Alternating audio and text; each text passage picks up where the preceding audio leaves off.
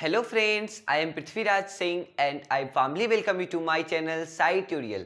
Today we will discuss about the equation of work which equates to force into displacement. हम इसका मतलब इस आने वाले सेशन में जानने वाले हैं। पिछले सेशन में मैंने डिस्कस किया था फोर्स के इक्वेशन के बारे में, उसके कमिंग इनटू एग्जिस्टेंस के बारे में, कुछ इसी प्रकार की बातें हमने की थी। पर इस सेशन में हम फोर्स से ही रिलेटेड बट मेन हीरो यहाँ होने वाला है हमारा वर्क। व्हाट इज वर्क और वर्क का फॉर्मूला क्या होगा, इस बारे में हम इस पे डिस्कस करने वाले हैं। और दिल थाम के बैठिएगा क्योंकि ये सेशन आज से पहले आपने कभी नहीं देखा होगा। ठीक, यहाँ लिखा हुआ है work is equal to F denote force is denoted by F and displacement is denoted by S, force into displacement.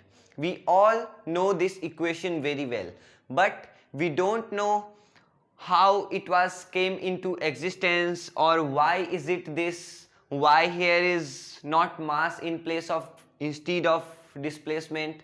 So various things we are going to know in this session. So without wasting any time, start learning and let's start. चलिए, अब मैं situation को थोड़ी अच्छे से describe करने के लिए वर्क को यहाँ से इरेज कर देता हूँ। मैं अपना हेडिंग इरेज करने जा रहा हूँ। अब आप एक ऐसे सिचुएशन को सोचिए, एज्यूम कीजिए कि वर्क नाम की इस दुनिया में कोई चीज़ है ही नहीं, मतलब कोई काम है ही नहीं। हर जगह वर्क से पहले हमें एनर्जी की जानना बहुत ज़रूरी होती है, इसलिए तो हम मान के चलते हैं कि वर्क से पहले एनर्जी की डिस्कवरी हो गई है। अब पूरी दुनिया में सबको पता है what is heat energy, what is this, what is light energy, what is, ठीक, इस टाइप से सबको पता है कि एनर्जी है बहुत सारी, electrical energy, light energy, magnetic energy, heat energy, hydro electric energy, ठीक, इस टाइप से बहुत सारी एनर्जीज हैं। पर वर्क का नाम किसे भी पता नहीं है। आप समझिए कि आप एक जाने माने बहुत ही अच्छे वेल नोन फिजिसिस्ट हैं। आपका काम है, आप वर्क पर रिसर्च कर रहे हैं, मतलब एनर्जी के प्रोडक्ट पर रिसर्च कर रहे हैं कि एनर्जी को हम यूज़ करते हैं, एनर्जी जो हमारी खर्च होती है, एनर्जी तो खर्च होती है भाई, हर जगह हम सुनते हैं क्राइसिस ऑफ एनर्जी, मतलब इससे रिलेटेड हमारे दिमाग में बहुत सारी बातें पहले से भरी हुई है, तो मुझे इसे एक्सप्लेन करने की ज़रूरत नहीं है। ठीक है, तो वर्क के बारे में किसी को यहाँ पता नहीं है, पर आप एज अ फिजिसिस्ट इस पर रिसर्च कर रहे हैं कि हम जो भी एनर्जी को यूज़ करते हैं वो एनर्जी कहाँ जाती है, वो स्पेंट हो जाती है, वो खर्च हो जाती है, फिर एनर्जी वापस आती है कि नहीं, एनर्जी को हम डिस्ट्रॉय कर देते हैं कि क्रिएट कर देते हैं, इस तरह की बहुत सारी बातें हैं। ठीक, तो सबसे पहले हम law of conservation of energy की डिस्कवरी के बारे में बात करें, जो कि इस सेशन में आप ही करने वाले हैं।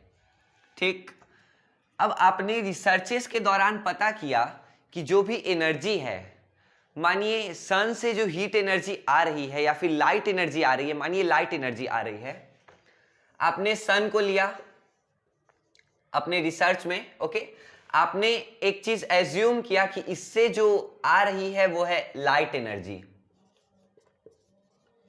क्योंकि धरती पर रोशनी है, आपने देखा धरती पर रोशनी है, मेजर सोर्स है सन। दिन के वक्त में सन, जैसे अभी भी मैंने इसलिए लाइट्स ऑफ करके रखी है कि सन की रोशनी से हमें सिचुएशन को ज़्यादा अच्छे से समझ में आए।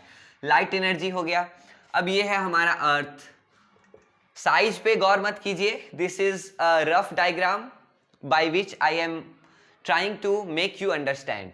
ओके, लाइट एनर्जी इस अर्थ पे आती है। अब अर्थ पे कुछ कुछ आप देखिएगा, गर्मी के दिनों में मई जून जुलाई में आपको गर्मी भी लगती है, क्योंकि हम उसे गर्मी के दिन कह रहे हैं, मतलब उन दिनों हमें गर्मी लगती है।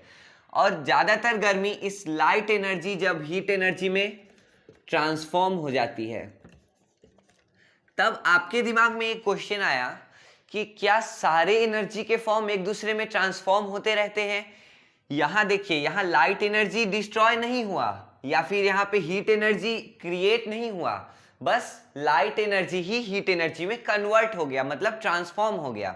जैसे हम सभी पोकेमॉन वाले कार्टून्स को देखा करते थे, आप सभी में से बहुत लोगों ने देखा होगा, तो उसमें कैसे ट्रांसफॉर्मेशन हो जाता है पिकाचू से राइचू, या फिर इस टाइप से बहुत सारा ब्लास्टॉयज स्क्वाडो से, इस टाइप से बहुत सारा ट्रांसफॉर्मेशन होता है। उसमें जैसे पिकाचू से राइचू बनने में पिकाचू ना ही डिस्ट्रॉय हो रहा है ना ही राइचू क्रिएट हो रहा है, पिकाचू राइचू में ट्रांसफॉर्म हो रहा है। अब आप ये बात अच्छे से समझ गए होंगे। तो इससे आपने law of conservation of energy को डिराइव किया, डिस्क्राइब किया और डिस्कवर किया। तब आपने लोगों को बताया कि energy can neither be created nor be destroyed. Okay, which is, मैं इसे आपके कहने पर यहां पे लिख देता हूं, energy can neither be created nor be destroyed. Okay, but it can transform itself from one form to another.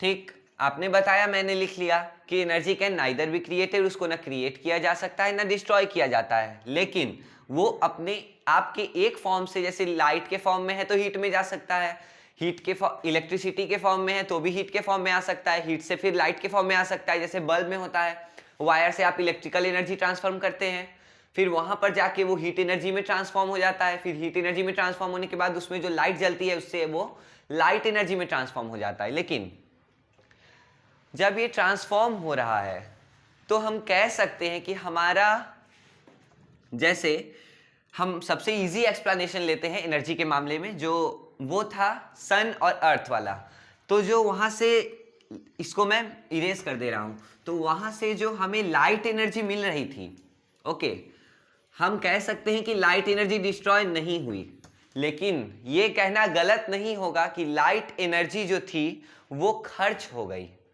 ठीक, जैसे कि आप दुकानदार के पास 100 रुपए लेके जाते हैं, एक पेन है मानिए बहुत ही वैल्यूएबल कॉस्टली, उस 100 रुपीज में आप उससे खरीद लेते हैं, लेकिन आप दोनों के ट्रांजैक्शन में 100 रुपीज तो हुआ, आपके हाथ में वही 100 रुपीज का फॉर्म है, 100 रुपीज डायरेक्टली नहीं है, आपके हाथ में पेन है जिसका दाम है 100 रुपीज, और उसके पास भी 100 रुपीज दुकानदार के पास हो गई, और आपके खरीदने से पहले भी आपके पास 100 रुपीज थी और उसके पास वो पेन के बदले, मतलब सॉरी 100 रुपीज के बदले वो पेन था।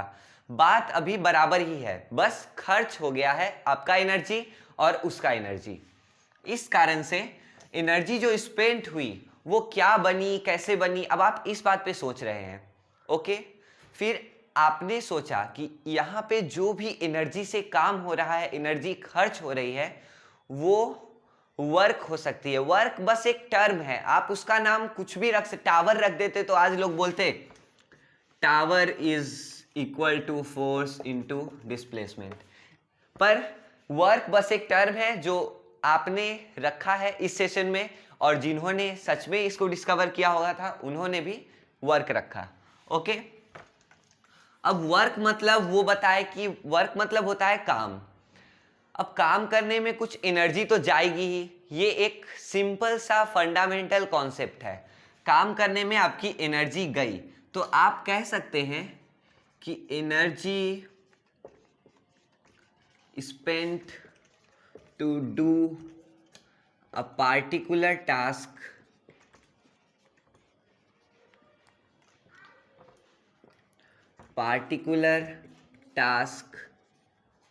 okay, to do a particular task is called or is known as work। आपने दुनिया को ये डिफिनीशन दे दिया और दुनिया ने पूछा प्रूफ, ठीक, तो वो पेन वाला एग्जांपल तो आप उन्हें दे ही सकते हैं, और दूसरा एग्जांपल आपने दिया कि जैसे हम सभी के घरों पर कुछ टैंक होते हैं, वाटर टैंक, जिसकी अलग अलग कैपेसिटी होती है। ओके, मानिए कि एक छोटा सा टैंक रख दिया है आपने, एक बॉक्स है उसके ऊपर, ओके, ये है वाटर टैंक, ये है बॉक्स, यहां पे होल है, और एक बेसिन टाइप का यहाँ पे आपने बना दिया है जिसमें ये पानी यहाँ से स्टोर हो रहा है। ओके, आपने टैंक का यहाँ का कॉक जो है वो खोल दिया। अब धीरे धीरे बेसिन में टैंक से पानी आ रहा है और यहाँ स्टोर हो रहा है। ओके, मानिए ये जो था वो आपका 5 लीटर्स का टैंक है। अब 5 लीटर में से मानिए 2 लीटर पानी टैंक में से चला गया, लेकिन गया कहाँ? बेसिन में। अब बेसिन में हो गया 2 लीटर, ऊपर हो गया 3 लीटर। अब 4 लीटर पानी टैंक में से चला गया, पर चला गया तो गया कहाँ? बेसिन में। बेसिन में वो भी स्टोर्ड हुआ 4 लीटर, और यहाँ हो गया 1 लीटर, क्योंकि टोटल 5 लीटर की कैपेसिटी ही थी। तो आप यहाँ कुछ ऑब्जर्व कर रहे होंगे कि यहाँ पे जो 5 लीटर की एनर्जी थी उसे हमने खर्च कर दिया तो वो बेसिन में आ गई, लेकिन टोटल अमाउंट उतना का उतना ही है। यहाँ कुछ भी पानी 1 लीटर मानी 1 मिलीलीटर पानी भी कहीं नहीं गया है। इस पूरे सिस्टम में ईच ड्रॉपलेट को अगर आप मेजर कीजिएगा तो वो 5 लीटर ही होने वाला है। तो इससे हमने निकाला कि जो भी एनर्जी हम खर्च करते हैं किसी भी पार्टिकुलर काम को करने के लिए उसे हम वर्क कहते हैं।